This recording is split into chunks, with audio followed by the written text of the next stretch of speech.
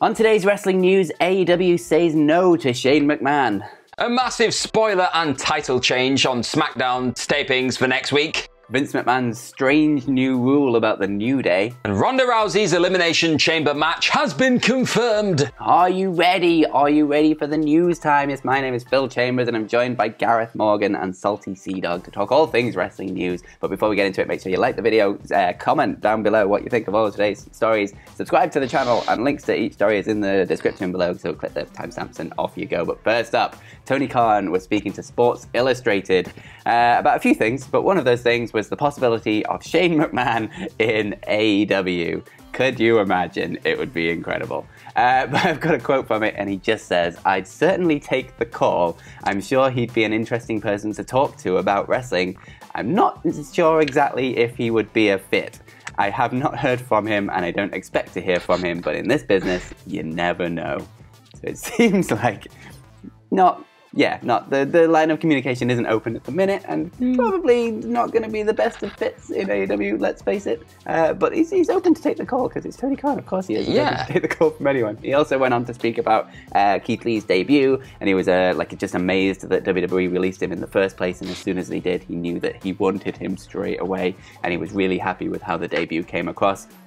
And he also confirmed that the whole Jay White deal on Dynamite was definitely very last minute, and he only did it because he wanted that kind of forbidden door aspect to the show after what he said on Twitter, over-egging it slightly, let's say. But interesting that little mistake on Twitter and he can just give New Japan a call and get Jay White flown over the next day.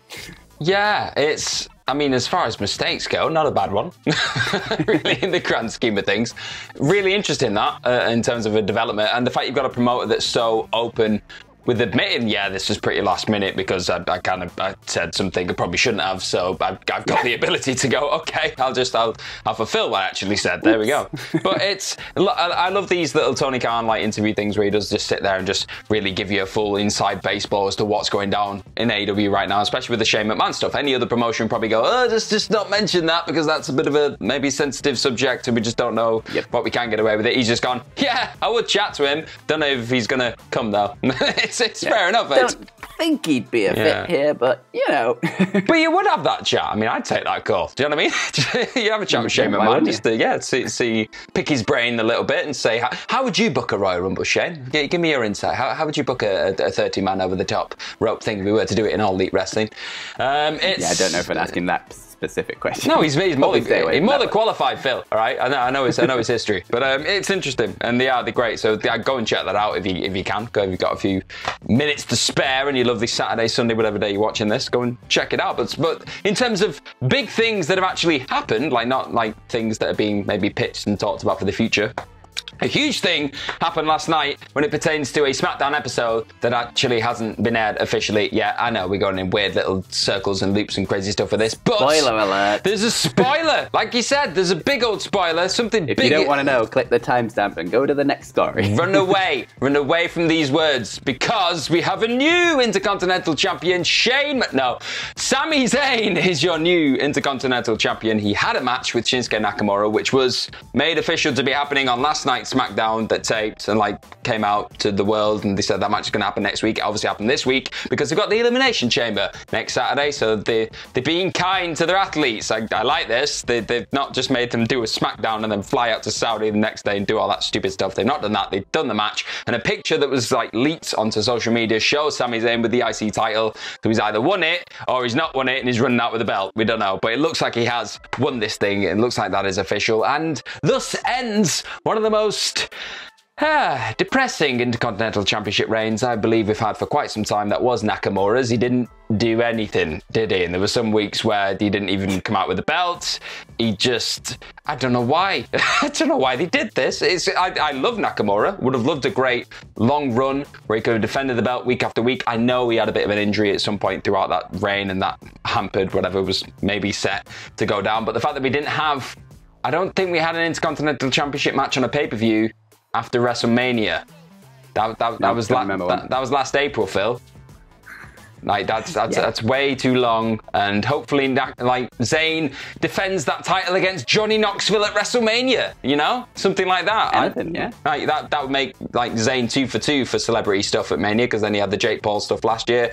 But anything's going to be better. He's than what definitely we've had. not defending it at Saudi Arabia, so. Yeah. May as well give him something good at WrestleMania. It is a really weird one with Shinsuke Nakamura, though, because he's had it for ages, and it very much feels like they just completely forgot that he even had it and that it existed in the first place, and just carried on with the boot stuff. Yeah. But it's great for Sami Zayn. I love him as like his last run as the Intercontinental Champion was absolutely fantastic. He's definitely by far one of the most entertaining things on WWE TV every single week. So yeah, good for Sami Zayn. I hope they give him a good run with it, actually. Yeah. But speaking of things happening on SmackDown, you may have noticed something slightly missing from SmackDown recently, and that is the words "The New Day." Obviously, Big E moved to SmackDown, and at first it was thought to be this kind of temporary move while Xavier Woods was out on injury, but it is a permanent thing that they're leaving him there. And Fightful Select are now reporting that Vince McMahon is adamant that Big E and Kofi Kingston as a tag team together not be referred to as the New Day for some reason. There was a bit of confusion at first when he first put this edict out there, and there was they called them the New Day on YouTube and on backstage things, but now, from now on, you will not see the words the New Day along with Big E and Kofi Kingston. It'll only be the New Day when they are a trio and they're all together. Apparently Vince originally wanted the New Day back together on SmackDown because he missed the magic that they created together. He wanted to give Big E a shot, which is why he split them up at the draft, even though there was lots of reported plans for how to give Big E a shot without actually breaking up the New Day. But Vince McMahon thought, no, he needed to be out on his own to be able to be given the shot. But now that he's bored of Big E as world champion, I guess, he feels that he's in the mindset of the kind of better together, the stronger as a group. And that's why he's putting the New Day back together. He misses the magic they created. No, but he's not putting them together, is he? He's not, Phil. He's not. That's not what's happening now. It's just silly. I don't get this. Like, you've got such a marketable commodity there in the New Day. Call them the New Day. Like, I understand that Woods isn't there, but it just... They called them... They've been tag team champions. They've done tag team matches when Kofi Kingston and Xavier Woods were on their own and Big E was split up. They were still a New Day. Yeah, if anything, it just diminishes Big E in a weird way. Do you know what I mean? It makes it look like, okay, when Woods isn't there, you can't be called the New Day because you don't feel like the New Day without Woods. It's like, I just don't... It's that weird...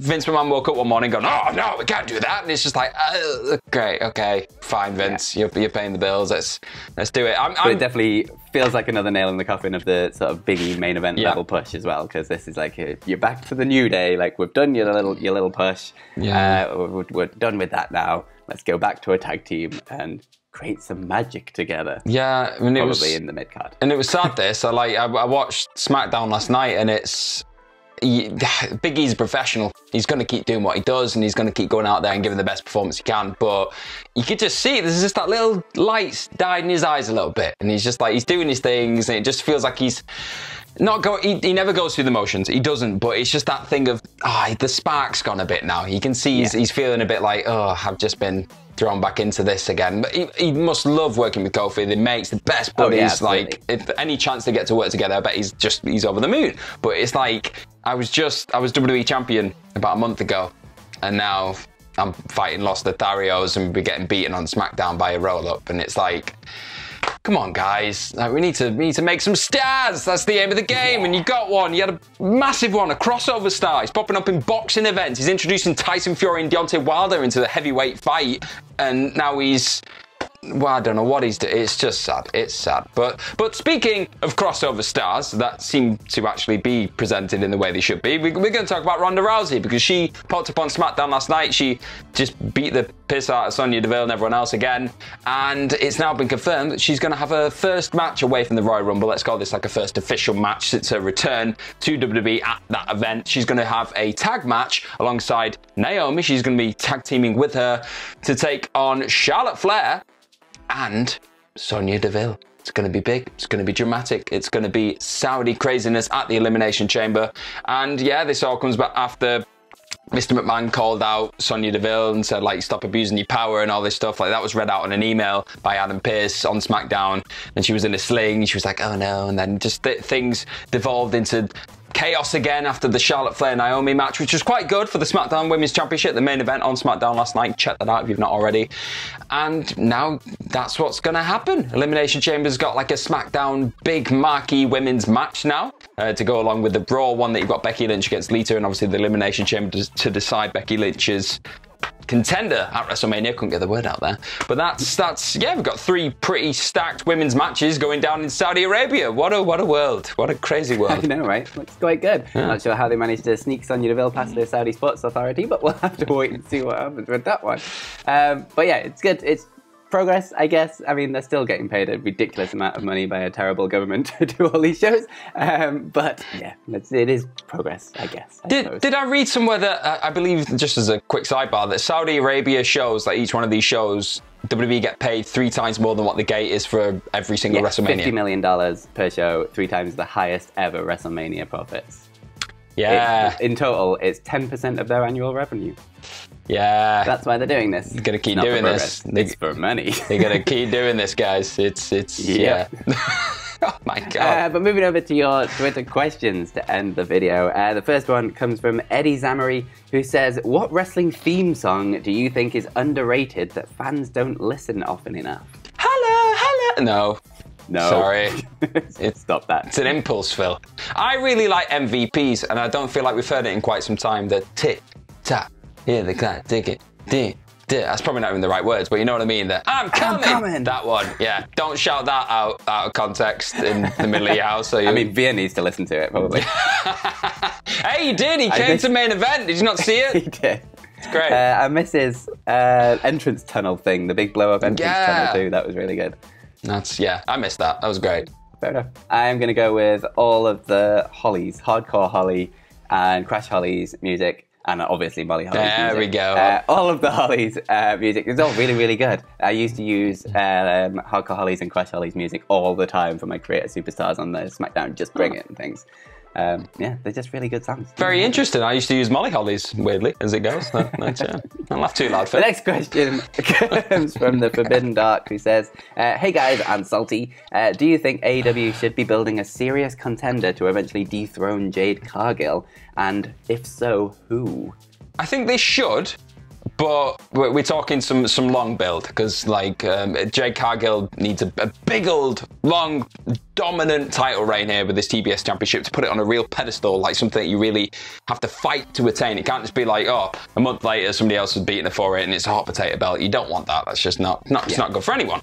So I think they do. In terms of who they give that honor to, somebody who's on television already and is a presence but hasn't really gone up to that next level of title holder yet and isn't quite ready to start challenging for Britt Baker's belt either. So maybe somebody like, I really like Ty Conti. I think she's great. I think she's quite over with the fans. They really are wanting to get behind her, but I just don't think she's quite there to be somebody holding the top women's belt. And that'd be a great match in itself. Like just with the sheer clash of styles, I think you get something really interesting there. Yeah, absolutely. I am thinking exactly along the same lines, but I was going to go with Anna Jay. So very, very similar. There you go. But yeah, like you say, I think it's like having it as something to sort of elevate someone who's not quite there, ready for the top level yet, but get them in a sort of prominent position doing good matches on TV every week. I think that's the perfect position for that as a title. And someone like either Tay Conti or Anna Jay would be a really good fit just to take it off her eventually. But I will say, I think she needs to have this for quite a long time yet. And just to note, I think Jade Cargill's matches are just getting better every week. I think she's you can see her improve right before your eyes. It's a big middle finger to WWE's developmental system. That it's just she's been great. Yep. So. Absolutely. And the final question of the day comes from Jack Whittles, who says, hi guys, do you think that Pac will ever be a champion in AEW? He goddamn better be, is all I can say. Speaking of women's championship, I think, yeah, he needs to be. Damn right he needs to be, because look at the incredible matches that you could have with whoever has that belt at that point. Because if Hangman is still holding it, you've got all that just history between those two. That feud that pretty much kicked off all Elite Wrestling between them, and they were just going back and forth, and the matches got rescheduled and all that stuff. That'd be great. He could have somebody like Adam Cole. He could have him against Bryan Danielson. He just fits with everyone, Pac. He's an insanely talented wrestler, so physical, so unique in his own presentation that meshes well with everyone because no one's doing what he does to the degree that he does it. I mean, I don't know if it's coming across, but I'm very passionate about this being a thing at some point. Give Pac that damn belt. Absolutely. He is my second favourite in-ring wrestler at the minute, just behind Bryan Danielson, for obvious reasons. And just the amount of matches, amazing matches he could have with some people at the top of that card would be absolutely brilliant. I cannot wait for eventually Pac versus Bryan Danielson in this kind of form. Pac versus Punk, Pac versus MJF, be a weird and interesting like clash of styles. There's just so many things. Like, just put him against everyone. Darby Allin, like, versus Pac, be brilliant. Like, I just love Pac. He's so good. Wardlow versus Pac. There you go. Sorry, See? couldn't help it. Just give him everyone and everything and put the bastard at the top. And on that note, thank you all for watching. Make sure you subscribe to the video, like the video as well, and comment down below what you think of all of today's stories. And if you want, you can follow us over on Twitter. You can follow Gareth at GMorgan04. You can follow me at Fill My Chambers, and you can follow all of us at WhatCulture WWE. Like I said, ups and downs, that's coming too. Watch those ups and downs for SmackDown, ups and downs for Rampage. I will end a video at some point in my life. So make sure you give those a watch and head over to our podcasts and listen to all of those and do all that good stuff and just watch more videos because that's what YouTube likes. But most importantly, have yourself a bloody good day. Bye-bye.